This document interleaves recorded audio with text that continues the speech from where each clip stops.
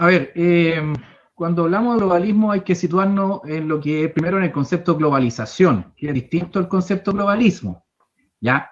Globalización se refiere a la facilidad por ejemplo, de medios de comunicación, de poder, el avance tecnológico nos permitió estar hiperconectados, nos permitió los viajes, viajar de manera, los medios de transporte eh, cambiaron la forma en que viajábamos, etcétera. O sea, hay un proceso de globalización técnica que genera mayor interconexión entre los países y las diferentes culturas que están detrás de esos países. Ahora, eso es globalización. Ahora, globalismo es distinto. Globalismo es, de alguna manera, la implementación de alguna forma de dominación política que esté por encima de los estados-nación, y esa dominación política llevarse a la práctica no solamente por la figura clásica del Estado-nación, es decir, que son los estados que administran un país, sino que por figuras que pueden ser multilaterales, como por ejemplo la ONU, como por ejemplo grandes corporaciones, pero que tienen un fin político. ¿A qué me refiero con político? Porque, por ejemplo, una multinacional que quiere dominar un mercado, la Coca-Cola, tiene un fin comercial, pero cuando esa entidad pasa a tener interés político, se refiere a lo que uno busca responder en la teoría política, que es la pregunta de cómo nos organizamos. La teoría política se enfrenta a esa pregunta y plantea respuestas. Una forma de organizarnos es por medio de estados-nación, es decir, una estructura jurídica que engloba algo que denominamos nación, que es un conjunto de personas que comparten una cultura, un lenguaje, una etnia, y un conjunto de tradiciones.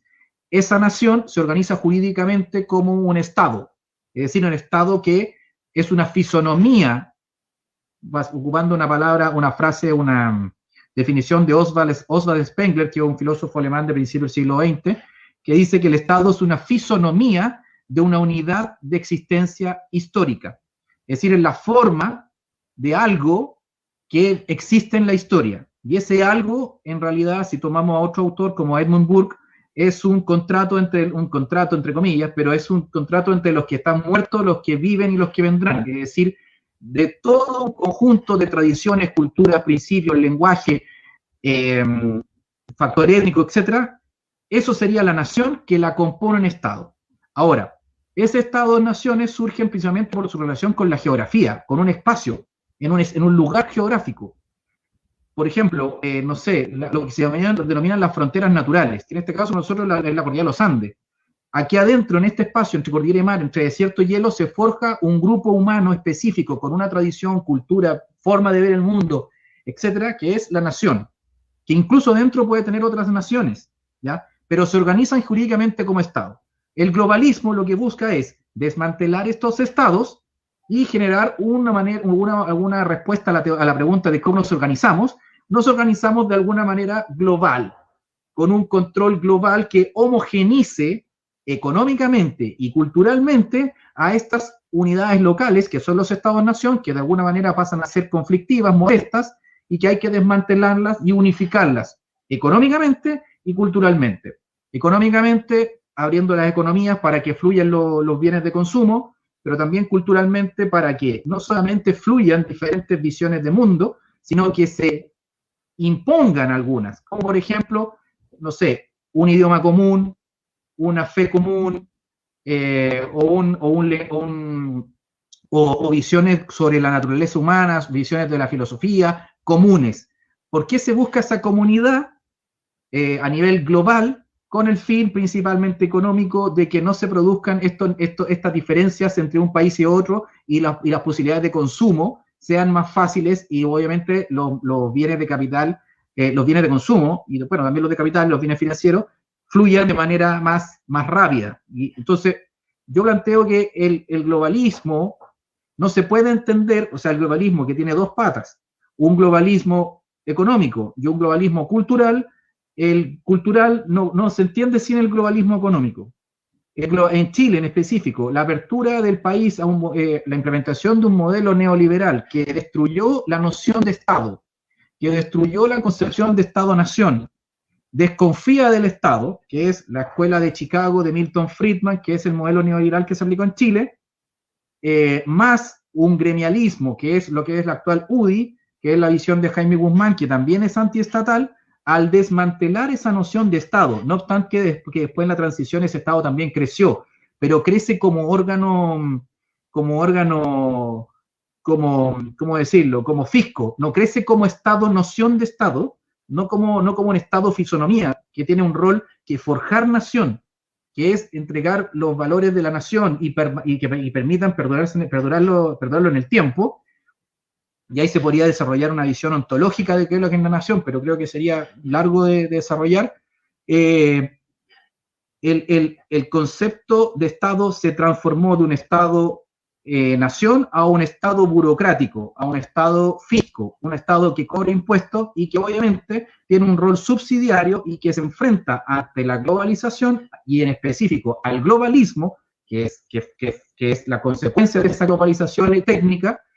Este Estado ya no tiene las herramientas para enfrentarse a ese globalismo económico ni al globalismo cultural. Y por lo tanto, lo local se va diluyendo, y ahí viene la pregunta, ¿por qué se debe rescatar eso local frente a este globalismo? ¿Qué tiene de importante esta forma particular de desarrollarse un grupo humano en este específico lugar de la Tierra que se llama Chile, entre cordillera y mar y desierto y hielos? ¿Qué tiene de particular que debe ser rescatado frente a la homogenización cultural, pero también económica, desarrollada por lo que de alguna forma plantea el profesor Mario Bulló, desarrollado principalmente por organizaciones no estatales que no tienen asiento territorial, es decir, por ejemplo la ONU, por ejemplo empresas, que no tienen un asiento, un arraigo en el territorio, podría decirse, haciendo una analogía a los periodos prehistóricos, son nómades. Son grupos nómades, los mercados y las finanzas son nómades, no tienen arraigo en el territorio, fluyen, versus los estados, nación, que lo que son sedentarias, es decir, que en la prehistoria era lo que los grupos que se fueron asentando en un territorio, desarrollando la agricultura y generaron una forma de ver el mundo y desarrollar la cultura sedentaria, y que se tradujo después en todo lo que significa la escritura, etcétera, etcétera. Pero los nómades se mueven constantemente, comercian, saquean, se van, vuelven. Los nómades actualmente en la época postmoderna son las empresas internacionales, las grandes empresas, los grandes grupos económicos, los órganos multilaterales, etc. Entonces el Estado-Nación se ve enfrentado a este globalismo, que lo que busca, como decía, responder a la pregunta de cómo nos organizamos y plantea una respuesta. Nos organizamos como una aldea global, donde lo local, lo particular, las culturas, las tradiciones, los pensamientos que se desarrollan en diferentes partes del rincón y rincones de la Tierra, que en este caso es Chile, o puede ser los beduinos en el Sahara, como pueden ser los suizos en los Alpes. Cada uno de esos grupos humanos tienen una particular forma de percibir la realidad, percibir el ser que debe ser rescatado, y el globalismo los anula, y al anularlo se pierde la riqueza cultural que tiene el mundo, que en este caso son, como decía, una particular forma de percibir el ser. Y eso ya sería entrar casi a metafísica y ontología, pero hasta ahí quiero llegar.